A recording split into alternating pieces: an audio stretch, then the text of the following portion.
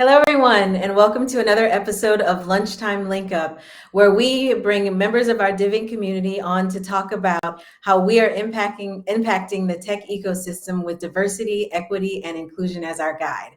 I'm your host, Sharice Luter. I'm the marketing director here at DivInc. And right now we are in the middle of a series called Meet the Founders, where we're introducing you to the cohort for our spring 2022 social justice tech cohort in Austin. And they're leading up to their demo day right now on April 21st. And so this is the perfect time for us to let you know who they are, what they're up to, learn a little about their companies, and get excited about their demo day in April. So today, today we have Kinkofa, the founders of Kinkofa, Jourdan Brunson and Tameshia Rudbridge, who are going to introduce themselves. I'm going to turn it over to them, but we're going to have them, we're going to talk to them, and let's get into it. Misha, want to start? Hi, I'm Misha, co-founder and CEO of Kinkofa. And I'm Jourdan, co-founder and COO of Kinkofa. And can we just start with what is Kinkofa? What do you do, and what exactly, when you say Kinkofa, what exactly are you talking about? I'm going to let Misha take that one.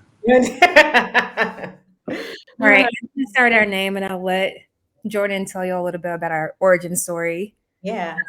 Actually, let's do reverse. So, Jourdan, I'll let you tell how we got started, and then I'll tell you a little bit more about what we're doing now. Sounds good to me. Let's go. So last year, 2021, Misha and I met on Clubhouse in a space devoted to family history. So a lot of Black folks meeting really regularly, like in the wee hours of the night, all day, trying to figure out different family history discoveries. So learn more about their roots, connect with relatives, asking folks, where's your family from and what's your last name? And so there were a lot of these discussions, a lot of people. And we decided to start a genetic database for this community that had grown to over 5,000 folks.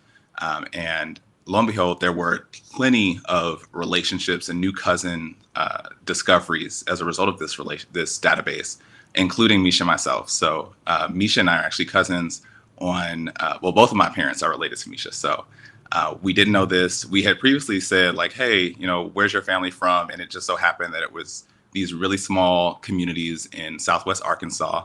And, sure enough, there's some cousinship there. So this is my new cousin, co-founder. And the way that we really got started from there is that there were these new relationships discovered, but we were using tools to try to figure out, well, how are we actually related? And what is our shared story? But not finding tools that really speak to the specific experience that we have as Black folks, knowing the history of the country and records and just that whole experience, and needing to develop those tools. So we started with community and from there decided that we needed to build something greater than community, but for the community. So that's how we got started. All right, and Misha, you said we're going to take part 2 of that? Yes, so we question all the time. One, how do you say our name? So the correct way to pronounce Kinkofa is Kinkofa. And that actually comes from a Ghanaian proverb that is from, when I say Ghana, it's Ghana and Ivory Coast. It's from the Santi people and Akan peoples that actually now in present day reside in both Ghana and Ivory Coast and around the world because people live everywhere. But that means it's okay to go back and fetch what is lost or go back and return to your history or to learn from the past and move forward.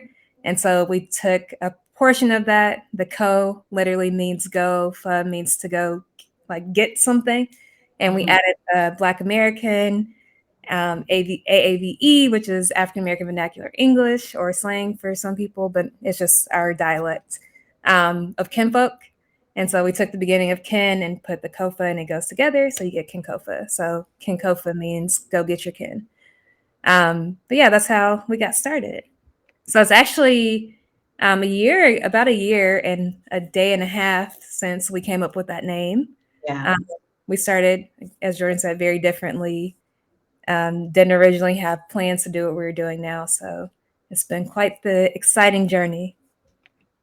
Definitely. So, okay, so you said genetics, you said family history, you said, all of those keywords. And I think anyone watching immediately going to think, okay, so Ancestry, 23andMe, the big ones, the ones you see the commercials for, where everyone kind of defaults to do their family history, because it's difficult to do it if you don't have the expertise or the access to archives and all of that. So just jump online on one of those websites and get it done. So I wonder, what is it that kinkofa is bringing to the market that addresses the ways that maybe Ancestry or 23andMe aren't meeting certain needs, or are making it easier for people to do it themselves? What is it that the problem that y'all are solving in this space? Jourdan, I'll let you go, because it seems like you go first next time. So one is just the way in which Black folks pass family history. So when you think about, your own family and what you've learned about your family history, you've probably heard it from maybe an elder or relative in your family who may keep all of that. They may have photo albums and oral histories. Normally there's that person in the family that holds that information.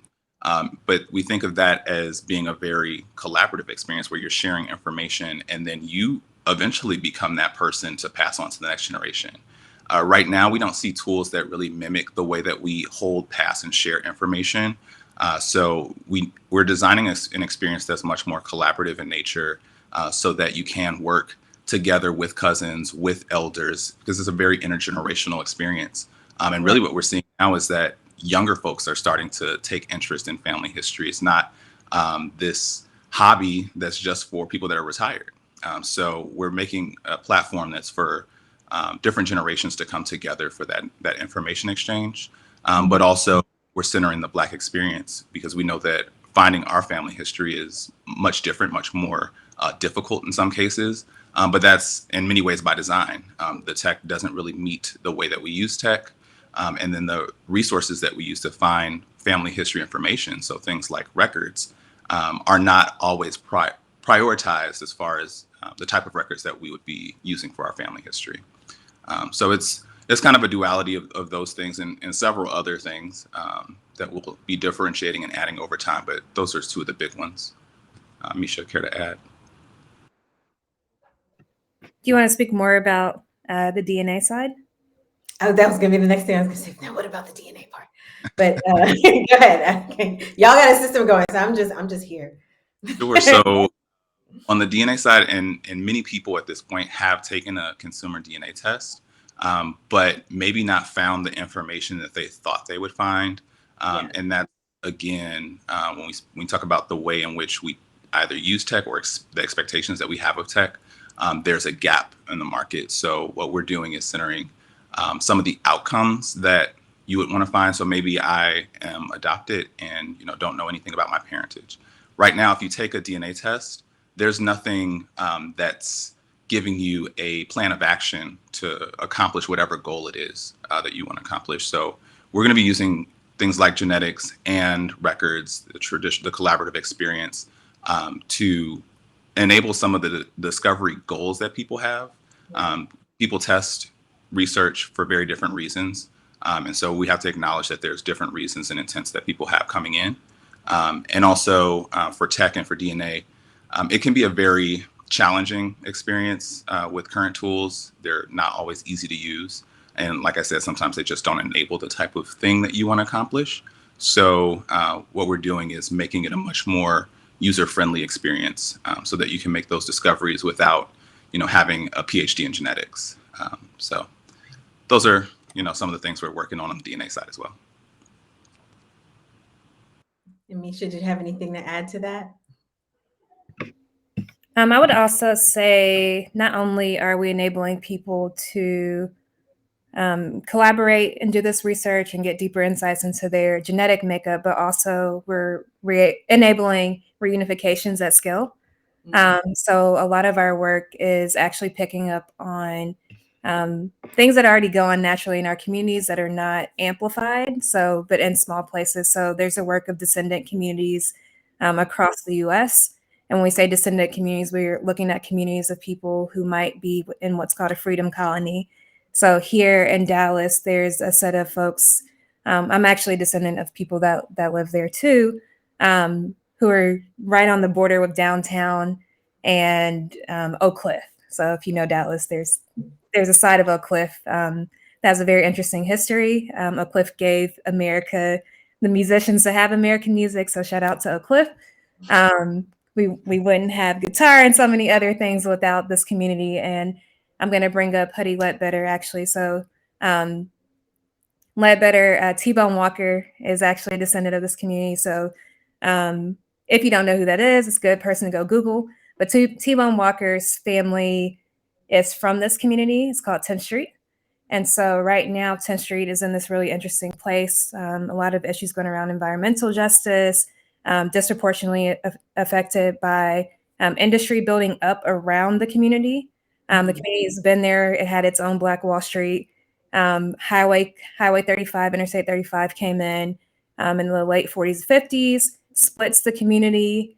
Divestment leaves everything. And so a lot of folks migrated to California and different parts of Dallas, different parts of the US, but there's a large portion of people from Oak Cliff that moved to California. It was also on the bed of is a neighborhood called the Bottoms. And so there was a lot of flooding there. So T-Bone's song he talks about, it's called Trinity River Blues, and it's about the Trinity River flooding out the community. So helping people reclaim those narratives and find their way back to where they came from. So it's not just about the collecting of records. It's what can you do with this data?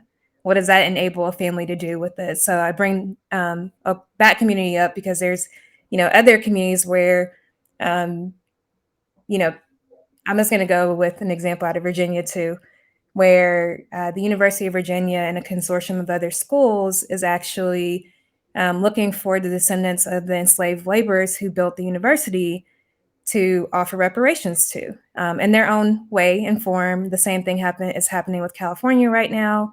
Legislation was passed recently, as like a week and a half ago, that it will be lineage based. There's a lot of that. So there's Amherst, and there's a lot of restorative justice practices that are coming to shape, but people don't have the data they need to act on that. So kinkofa is enabling people to use, not only just collect the family history to just have it and keep it and preserve it, but also to take restorative measures that they would need.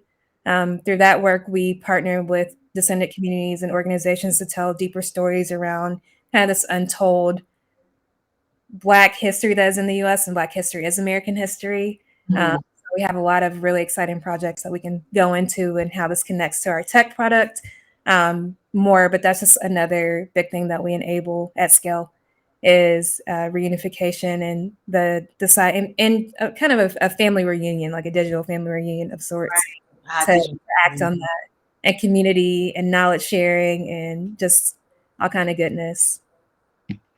I love that digital family reunion, and how it's not just about the individuals, but it's also about the communities that were split apart and fusing them back together through through your system.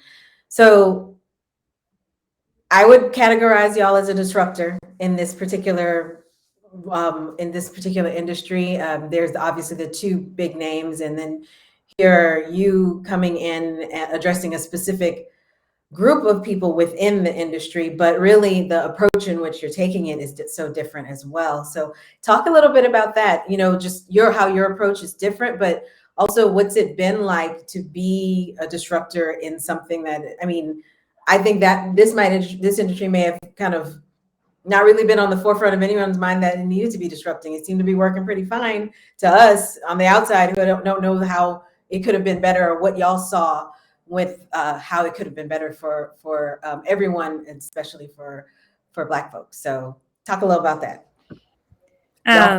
First. Yeah, I'll start it and Jourdan can finish it. I think one of the biggest things is I have been doing things with startups and tech and social enterprise and things for the last decade.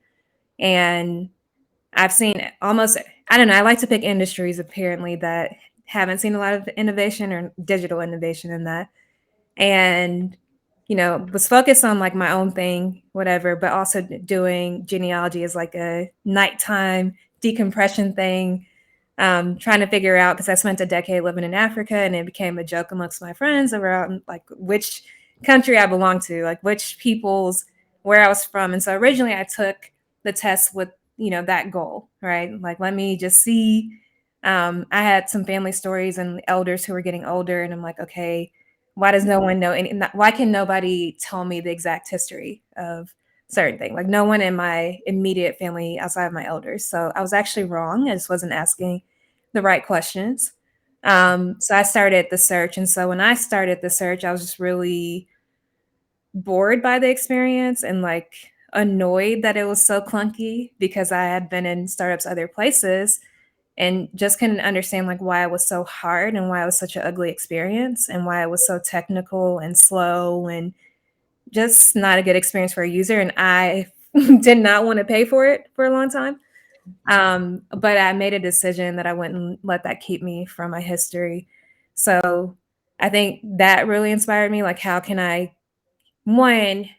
we make sure that people know that, okay, so it's layered, right? So there's one misconception that like there is no Black history, right? Like that we can't find anything, like it doesn't exist. Well, pretty much once you get certain, you hit the flavor and you're done, Yeah, like there's no way that we would be able to piece together any kind of story or know anything about our ancestors. And, to an extent, there's portions of things that are true. It's all situational. But what we realize in that is that it's not, one, the products that are designed right now are not designed for that experience to help you figure that out. They're designed to be one size fits all, but for us, they're one size fits none. Right. So it's really, really, really, one, making sure that we build something so that people know that their family history is accessible, right? And it doesn't have to be all siloed behind a bunch of, some of this information is public information, so Right. it should not be that you have to go somewhere to look for it, right? So we thought about that, and then we thought about things that are important to Black people and how can we bring that into the experience. So that can be a number of things, from records to ways that we tell stories and interact with each other, and things that we want to preserve. So that particular experience makes us different in a way that I think is disruptive. On top, and then the other layer to that is just really thinking through what our DNA product looks like. And Jourdan mentioned it earlier, just making it a little less technical. Right now, it's really built for people who are statisticians and other things. So that also, both of those two really bad, awful experiences and like ugly UI and the layers of bias inside of both of those keep people from accessing their family history. So if anything, I'll say that's a big disruptor. And again, allowing people to take their data, their genetic data and their data about their family, and do what they want to do with them is something that is disruptive. Jourdan, I don't know if you have anything to add to that. I would just reiterate a few things. I think we talked about, one, centering what Black people's needs and wants are, and that people might approach family history for different reasons. And so that's one thing that's just automatically kind of differentiating when you think about other players in the genealogy family history space. When you think of the big two that come to mind, 23andMe and Ancestry, one is sort of genetics and family history as a means to growing the therapeutic space. The other is just access to records. And you might approach it again for whatever reason you like, but there's nothing helping you along the way to achieve whatever that thing is. And that's the thing that we're really differentiating on. You might maybe want to find more family health history information. And so that's something that we would enable. But you also might just want to learn more about your ancestors and maybe visit the places that your family's from. And so these are very specific experiences that not only have we had ourselves, but others in our community and beyond have also shared. These are things that they're either doing or trying to do, but simply not being able to do at scale with the current tools available. So yeah, those are some of the things. But again, I think there's a long roadmap of impact and effect that can be had just on not only the industry, but for Black people. Like Misha was talking about reparations and the need to prove descent from the enslaved. So a lot that can happen there. Yeah. So since you are kind of, charting a new course, what's some of the challenges that you've come up against as you've been building out? Like I said, this is brand new in some ways, even though it's a well-worn concept, but your approach is so different, and the group that you're serving is an underserved group. So, what are the challenges that y'all have met and along the way? Misha, you go first. So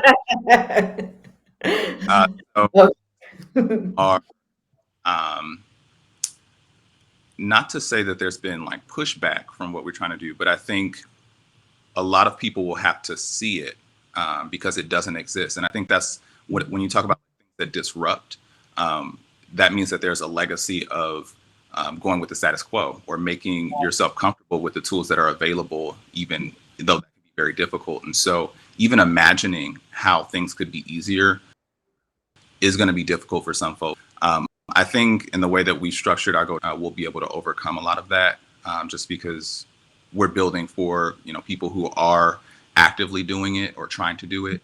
And we know that there's a market even beyond that of people who would like the insights that we're providing, but might not be the day one customer. So I think that's one thing that we've thought pretty intensively about. Aside from that, I don't think that there have been as many challenges as maybe if you would have asked me a year ago. It's like, okay, well, how are we going to do that? I think even for myself, even though I know what we wanted to accomplish, just knowing how things would come together was kind of hard to visualize.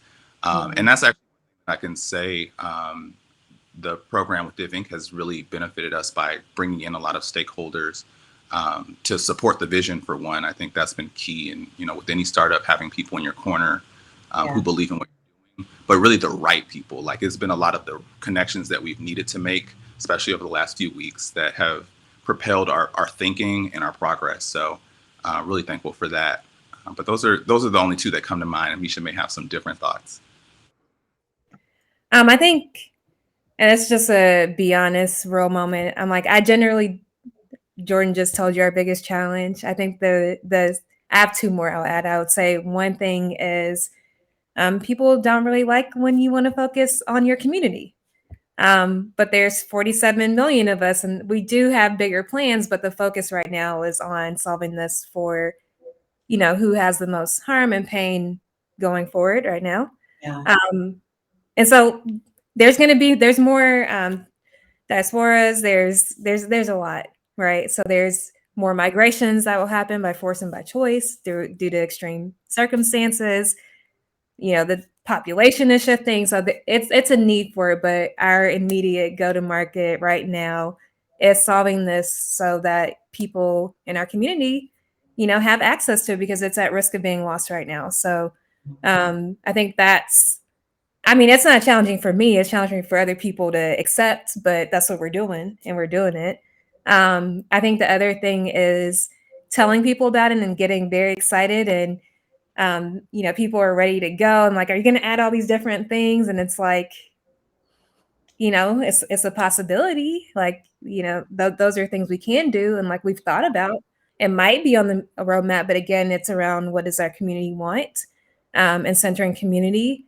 I think the other thing is having a lot of stakeholder, like the right people in the right place at the right time, and partnerships that we could have, just thinking through how to not implode the company before we get things like really going in the way, and having the foundation set the way that we want it to do. So I think the last few weeks have been that from South by Southwest on has just been, okay, like we're ready to go. So we're having a lot of momentum really fast. So trying to stay grounded, but also moving forward is a challenge.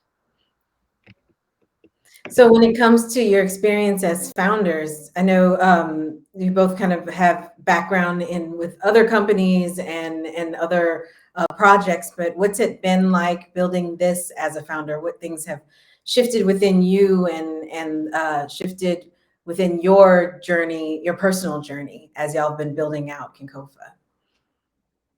I'll say for me, this feels the most easeful. Probably I don't know if it's like bigger, but like I don't feel any kind of, I mean, I never, like, I don't wake up like, oh, in angst or, which I generally don't do things that make me feel that way, but like I'm not really stressed about it. It's natural. I feel like really excited to wake up and think about it in the shower, like whatever I'm doing, like I'm genuinely very excited about it.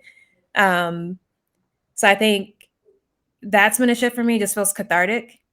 And the right, again, like just putting it out there in a certain way, like the right things are falling into place. Like it's like there's a synergy in the universe and the ancestors and everybody that are like guiding us. So it just feels good. I don't have anything other than that. And I get to do it with Jourdan. So not only did I get a new cousin, I got like a new cousin to build something really cool with.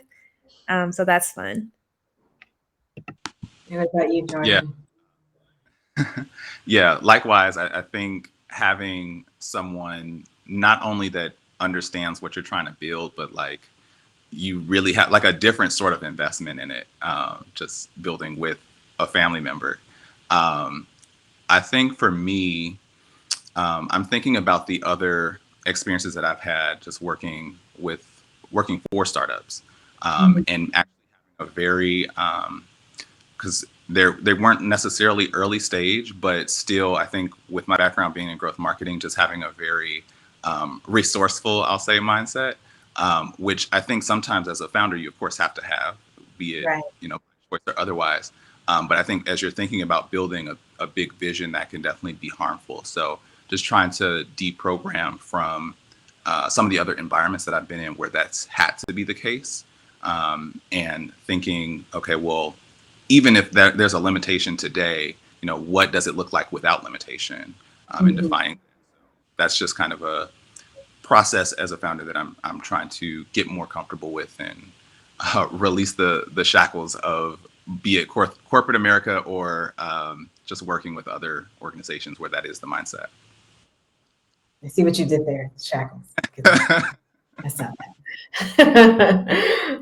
What's it been like working with the other founders within your cohort? I know I've said before, DivInc, we're very intentional when it comes to selecting cohort members that could learn and bring collaboration into the room. So, what's it been like for you all working with your fellow cohort members?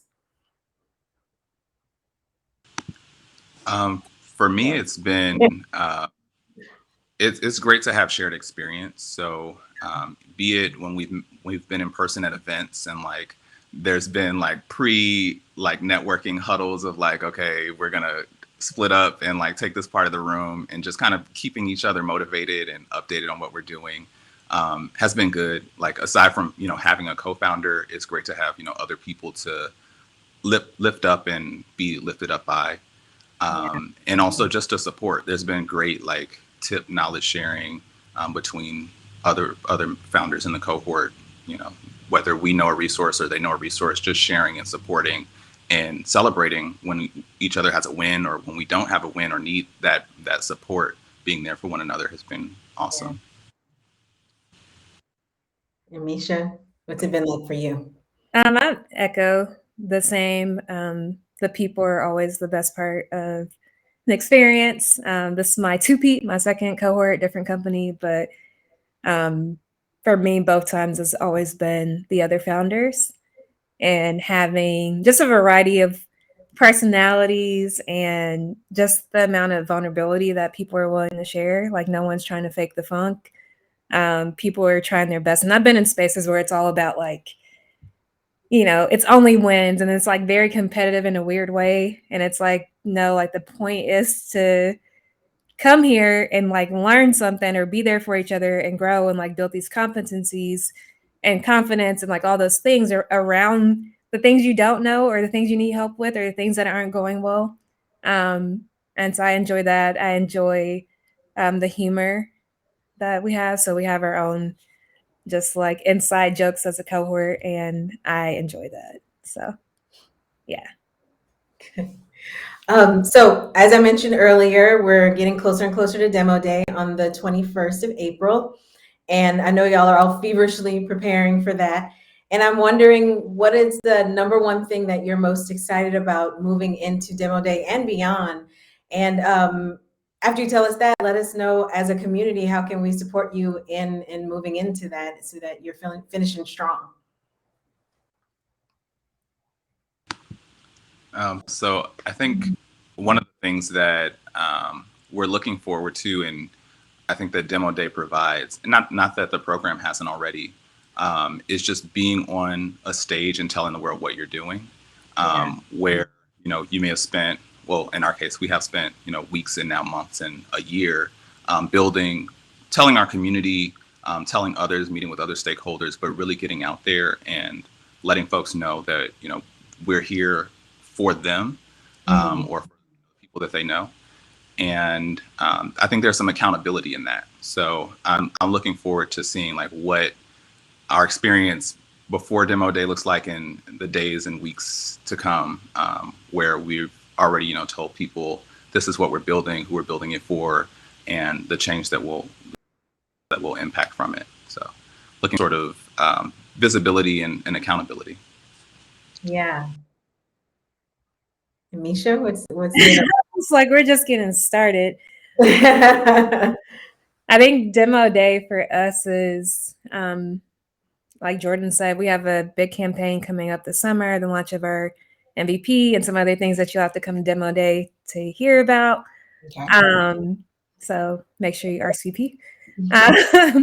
But I think it's a milestone in the momentum journey that we're on Yeah. to this bigger thing that we're working towards this summer. So I'm really excited about, honestly, like I think the last few weeks of like the last week and a half, we've been doing lightning rounds with different DivInc mentors and the network and focus on very specific tactical things. And after like for a long time being, well, not that long, but what feels like an eternity, not sure about some things, like, no, this is it. This is what we're doing. Like, yes, we could do that, but like firming up and knowing that that's what we're doing, we're telling the world about it. We're ready for you to start doing this. And it's not just like in our heads anymore, just written down in a note. It's like an actual real thing. Yeah. I mean, it's been a thing, but like it's gonna be a real thing, like Well, coming now. like for so just trying to enjoy the space in between like where we are right now and where we're going.